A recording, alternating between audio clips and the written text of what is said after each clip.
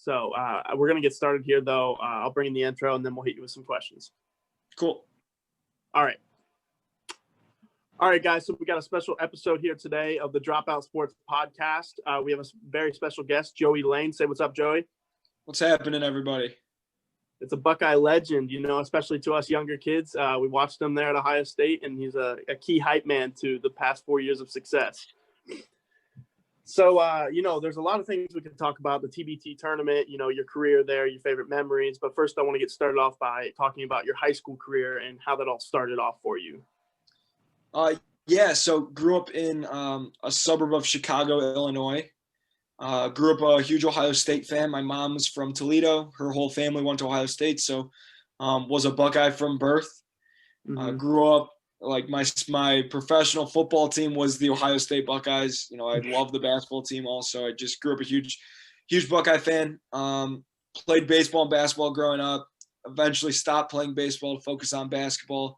I was probably better at baseball, but I liked basketball more and had more fun. And when I was sitting in the outfield wishing I was playing basketball, I realized, maybe I should hang up the cleats and focus on hoops. So, which ended up being a pretty darn good decision, I think. So, yes. So in high school, I was always a good player, as you guys would imagine. Never incredible.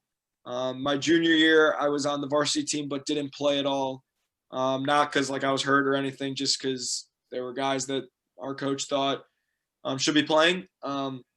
Anyway, fast forward to my senior year, I ended up being all conference, all area, all state, all that good stuff. Had a really good senior year and ended up at Ohio State. Yeah, I actually read a little bit about that in some articles throughout your high school career, and you went 8-0 at the Ohio State basketball camp in the summer, and then the coaches asked who was a part of making that possible to your coach, and that process all started. So how did you keep in touch with Ohio State? Yeah, obviously without that team camp, I wouldn't have ended up at Ohio State, regardless of my fandom. If they'd ever saw me play, I wouldn't have had the chance. So you're exactly right. They saw me play. We as Illinois high school basketball teams do, we dominated the Ohio basketball scene. Come on now. Yeah, the coaches took notice of that, and they, exactly what you said. My coach introduced me to one of the coaches on staff and said, this is the engine behind our team and stuff. Told him he knew that I was a huge Ohio State fan and everything, and I just stayed in touch because the coach saw a little bit of himself in me in his high school career, so he wanted to help me find the best fit for myself, regardless of if it was Division I, Division II, Division III, whatever. And so we stayed in touch, and he put me in contact with a bunch of schools and coaches, and it was great. But eventually I said, hey, coach, Ohio State's my dream school. What does walking on look like? And keep in mind that I did not really want to walk on at all anywhere really, because I wanted to go somewhere to play. But Ohio State was the exception, being a gigantic Ohio State fan. Yeah. So we stayed in touch. I kept him updated with me. Did the same for everything with Ohio State. Mm-hmm. I sent game film. When I had good games, I sent article clippings to them and stuff. Mm-hmm. And somehow, some way, they were like, "This is the guy we want," and the rest is history. Yeah, that's exactly what I was thinking. Because coming from at Deerfield, it's getting a lot of press right now. Well, it was with the interviews and stuff going on at the arena and stuff. But Scott, I think you had a question next. Yeah. So being a lifelong Ohio State fan, what about the campus and the society around the campus with the students helped you fall in love with the school even more? I definitely went to Ohio State already in love with it, but once you get, just being on campus, that sort of feeling is hard to put into words. It just feels, there's just a different aura, especially when you come, on a game day for football, or you're walking around the Oval and all the students are out hanging out and stuff. It just felt like home. And I think the people are very genuine and very nice. I think that's safe to say with the majority of Ohio. It's a little bit different than where I'm from, just in terms of the realness of the type of person that goes to Ohio State, which I thought was so awesome.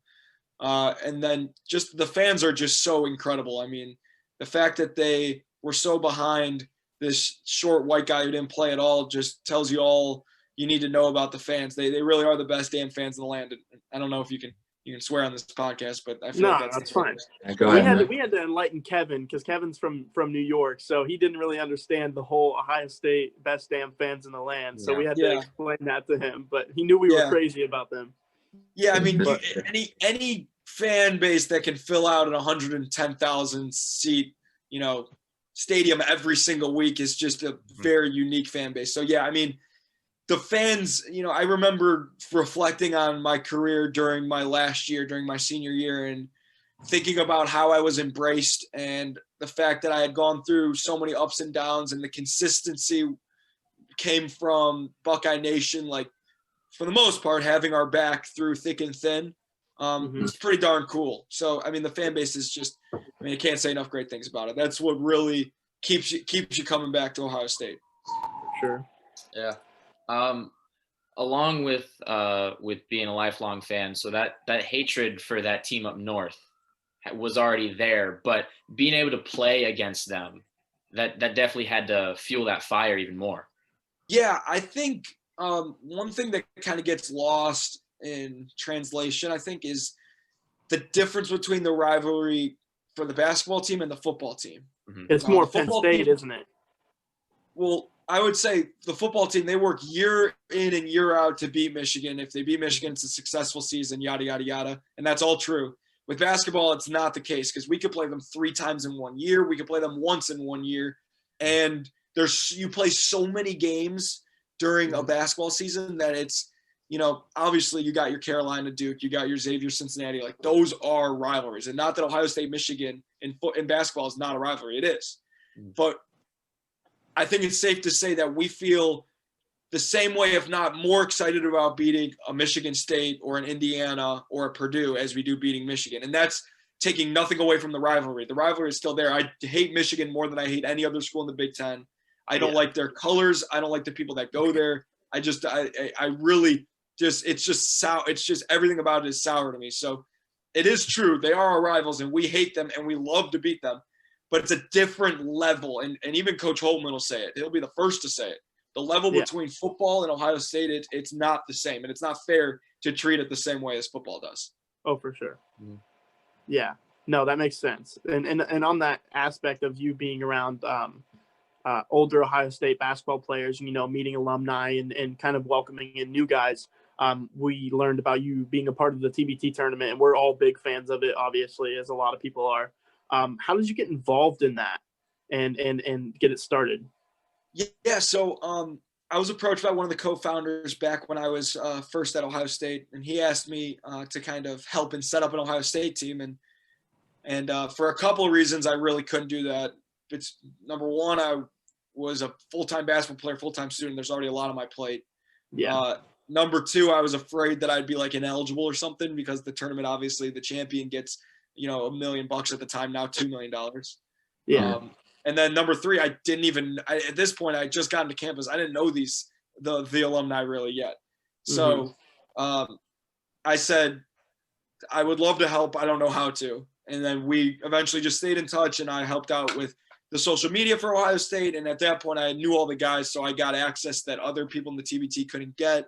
And then eventually, this past year, they asked me and my buddy Andrew, who we have a podcast together. They asked us to do a podcast for the TBT and be like the quote unquote insiders for the TBT. And we were like, absolutely, hell yeah. So we kind of came to them with this vision, and they were all about it. And we've kind of just been running with it, being these guys that show the fun side of TBT. TBT is such a unique and different, sporting event. As you guys know, it deserves the publicity in that way. So we try and make it fun and stupid and silly, and stuff like that for all these guys that have such unique and crazy and fun stories. Yeah. We want them we want to get it out. Yeah. As a young Ohio State fan growing up, seeing the TBT come together and then seeing Aaron Kraft and John Diebler out there playing together, it was like a big thing for us. Yeah, no, totally. And sure. a billion other people, which is the coolest part about TBT. Yeah, for sure. What about you, Kev? Yeah, man. So I just had a question about the two coaches you had during your time. So in your first 2 years, I think it was, you had Thad Matta, um, legendary coach at Ohio State. I was just wondering what it was like being coached under him and what type of coach he was. Yeah, so it's funny. I actually spoke with him this morning, which is funny. But so that just shows you that he's an awesome dude, and we still stay in touch, and I love him to death still. But he was so cool because our relationship was so far beyond basketball. Obviously, me not really contributing on the court meant that there was no need to have those conversations. But at the same time, he always respected my opinion because he knew that I knew what I was talking about. But just an awesome guy. I think the best in-game coach I've ever had in terms of adjustments, whether on offensive or defensive end, and trying to exploit different things, what's working, what's not working. He was the best that I've ever experienced in terms of that kind of coach. An awesome recruiter, just so personable, just like it's crazy because in the world of coaching, these coaches are most of the time psychos, and each and every coach has to have an element of being a psycho or else they're not going to be a good coach. And while all the coaches that I've had have had that, they've also been super, super personable. And Dan Dockich said this during the Ohio State game against Notre Dame. That was a few nights ago or last night or whenever it was. Yeah. I was losing track of the days, as I'm sure you guys are during this quarantine. Yeah.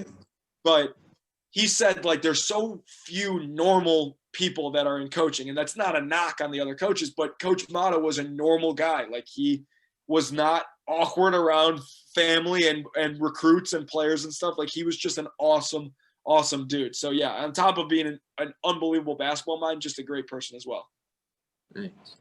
Just to kind of go off that, I'm kind of interested, what would you define as psycho in a coach? I'm just curious. Yeah, I think that a lot of coaches have, and again, it's not a knock, they have this tunnel vision where it's like, whatever it takes to win, that's my job. My job is to win.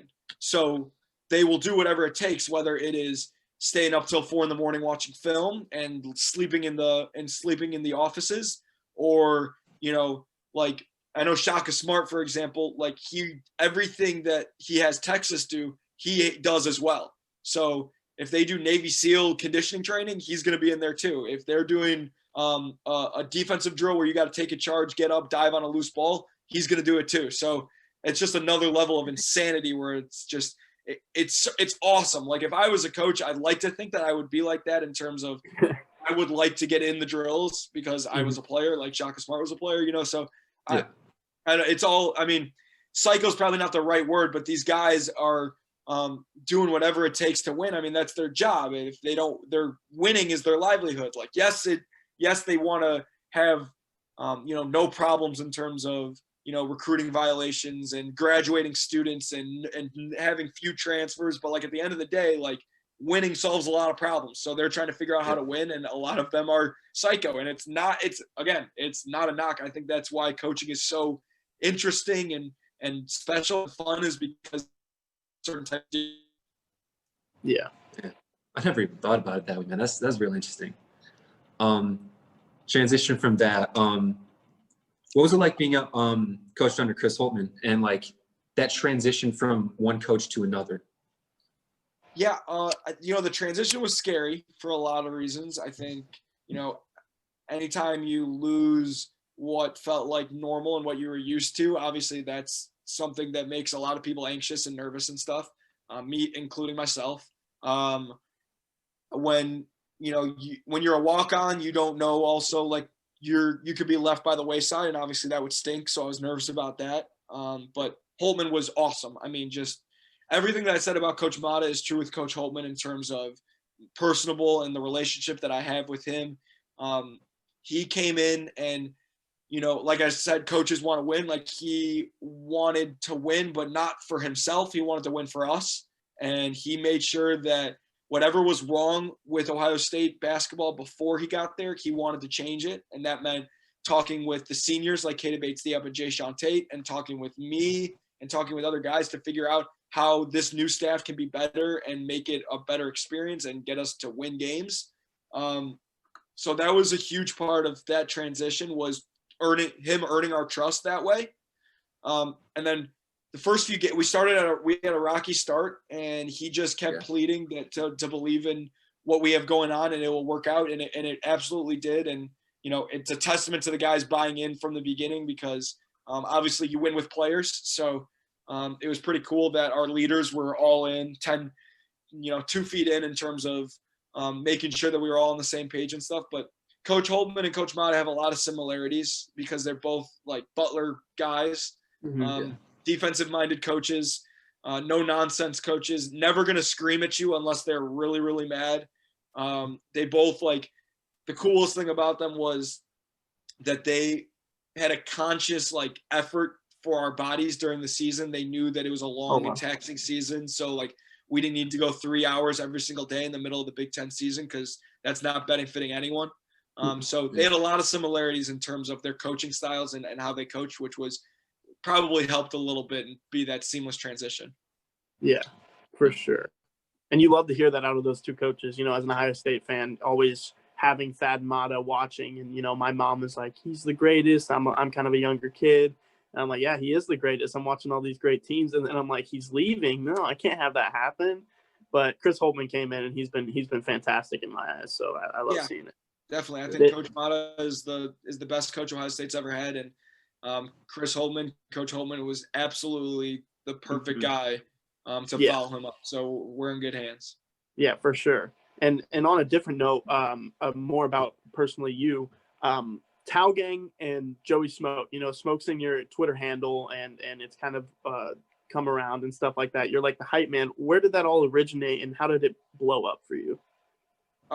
So Joey Smoke, my nickname came from, I've been called Smoke for as long as I can remember. My dad, my parents called me Smoke or maybe Joe, but it came from, Smoke and Joe Frazier, the boxer, my name obviously being Joey. My dad grew up with a buddy who they called Smoke and Joe. So therefore he called me Smoke from a young age. It was always my nickname in sports.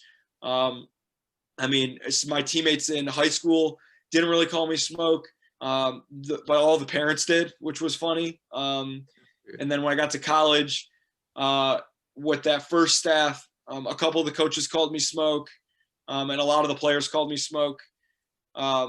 It's always Joey Smoke has always been it's funny because it rolls off the tongue really well, So that was just my Twitter name when I joined Twitter when I was a freshman in high school, and I just ran with it. And people fans call me Joey Smoke. It's funny. It's cool. It's always fun to have a nickname, especially when it's organic, and not something you give yourself. One of the coaches on Coach Mata's staff, Coach Alan Major, he called me Joey Buckets. So in practice, I had a few good practices in a row. I was known as a guy who, when there's no one guarding me, I'm probably going to make it every single time, in practice shooting, So he started calling me Joey Buckets. That caught on as well. And all of that momentum led into Towel Gang, which was just a way for me to, make fun of myself even more. I always had a towel on the bench because I wanted my friends and family to see me on TV, and then it had a life of its own. People loved it. So I just rolled with that as well. Yeah, that's awesome. And even when I went to reach out to you to be on this podcast, I totally forgot, but I reached out to you and DM'd you after I went to my first Ohio State game. And I was like, man, that guy's awesome. You came in late in the game or something like that. So I DM'd you and I said, hey man, can I get a signature or something like that? And you're like, you bring me a jersey, I'll give you a signature. So that's where that left at. So that shows you how personable you are with your fans. So that's awesome. Yeah, I appreciate that. I definitely realized pretty early on that I could relate to a lot of the fans out there. And I knew that when I was a fan of Ohio State basketball, and I worshiped Aaron Kraft and John Diebel and all those guys, I have pictures with Sam Thompson and Aaron Kraft and Lenzel Smith from when I was in 8th grade. So I was that kid. So I was I'm going to answer every message I can answer. I'm going to sign every autograph that I can, because number one, it's really, really cool for me. And then number two, it's if you can make someone's day with minimal effort, really, obviously, you guys know responding to a text takes 12 seconds. Why would you not do that to make someone's day? So it was really fun for me, and it's obviously super easy too. Yeah, for sure. Scott, I think you had a question about some of his memories there. Yeah. So with growing up with all these great memories, like the teams with Aaron Kraft and Diebler, what were some of your favorite memories while being a member of the team? Yeah, so many. I think if I'm going in like chronological order, like just off the top of my head, a couple awesome memories. Yeah, sure. Scoring my first point was unbelievable. It was over winter break. No fans were there. My buddies drove in from Chicago for the weekend to hang out with me because there was nobody staying with me. Like I was just alone and my teammates everyone's alone. And so they drove up for the weekend. They saw my first basket. Like it was really cool to have friends there to see it and stuff. Then the following year, over Thanksgiving break, I had like 12 family members come in for Thanksgiving to have Thanksgiving with me in Columbus because, as you would imagine, as an athlete, you can't really go home for Thanksgiving. Yeah. So when they were there, they got to see 2 games. And in one of the games, I scored 6 points in a minute, which obviously is pretty wild and also my career high. And so to have like my grandparents there, my aunts and uncles there, my cousins, my parents, my sister, like everybody there to see that was really, really special. But those were lost in terrible teams my freshman and sophomore year. So it's not as fun. My favorite memories by far are my team memories, like junior year beating Purdue on the road with Keita's buzzer beater, going to the tournament my junior year and winning a game. And then my senior year, going to the tournament and upsetting Iowa State in the first round. Those were just all just incredible. For sure. Yeah. For sure. And those memories, that Purdue game, I remember vividly, that putback. So that was awesome. So I'm going to kind of ask you a question that you might not be able to answer because, you're so close to all your teammates and stuff. With all the great players you played with over the years, how would you kind of rank as like the top baller or top player that you ever played with? Just a true athlete that you think is top dog. Well, obviously Keita was the player of the year. Mm-hmm. He was incredible. I was, teammates with him for 3 years and saw him go from a really good player to the best player in the Big Ten, Yeah. That's the first guy that comes to mind. I think Jae'Sean Tate is the most underrated guy. Like I'm so glad he got picked up. Yeah. So, that dude, heart and soul of the team every year that I was there, expanded his game in some way, shape, or form each year. Didn't get enough credit for how awesome he was, not only as a player, but as a person as well. Cam Williams is the best pickup player I've ever seen, like ever. Like that dude he could take any 4 guys against any guys on our team and win every single time. It was like remarkable. Those are some of the guys that come to mind. I'm trying to think of who else, like even guys that, we did, like guys that I played against. Denzel Valentine was unbelievable in a front row to watch play. Actually talking with Coach Mata this morning about that. I brought him up because we were talking about the Bulls and the draft and how the Bulls picked up Denzel Valentine's contract, and he was like, Joey, let's not talk about Denzel Valentine because we had some bad memories against him. But yeah, we played Jamal Murray. Jamal Murray had like 32 points in the second half against us. Yeah. But yeah, got to play against some pretty cool people. I got to guard Jelly Fam, Isaiah Washington, which was hilarious. Oh, yeah. I was sitting out there, like I got off the court in the locker room and we were up like 20 at halftime. And I got in the locker room and like I was laughing because I was like that guy wanted to put me on a mixtape so bad. Like I thought it was so funny that Joey Lane, this random dude, was guarding Isaiah Washington, who started the freaking Jelly Fam and has 1 billion followers on Instagram. Like I just thought that was hilarious. Yeah, for sure. That's Denzel, crazy. I didn't think about Denzel Valentine. Like, honestly, I didn't think that you were going to name him. He's obviously amazing, but the Jamal Murray one's pretty impressive that he put up that many in that second half. But other than that, yeah, you have your podcast, Drive the Lane, and it's been pretty successful. I listen to it here now and then. Basically, tell people where they can find it and listen to it, so you can get some people listening. Yeah, appreciate that. It's Drive the Lane podcast. You can find it anywhere that you get your podcast. We are on Twitter and Instagram at Drive the Lane Pod. You can follow me on Twitter at Joey Smoke 14 and follow my co-host Andrew Zolden at Andrew Zolden with a Z. We're pretty entertaining guys on Twitter, I would say. Andrew's pretty hilarious and doesn't get enough credit for how funny he is. So definitely, as you guys know, I love interacting with people on Twitter and don't care who you are. So feel free to tweet at me and I'll answer pretty much any question you want and shoot you straight. So yeah, I appreciate you guys having me on. This was a blast. Always fun to talk about my career and reflect a little bit. For sure. I bet it is. Yeah. We appreciate you coming. Yeah, obviously it's going to help us out a lot. Yeah. Absolutely. Go Bucs. Absolutely. Go Bucs. Go Bucs. Thank you. Yep. Take care, guys. Hey, bro.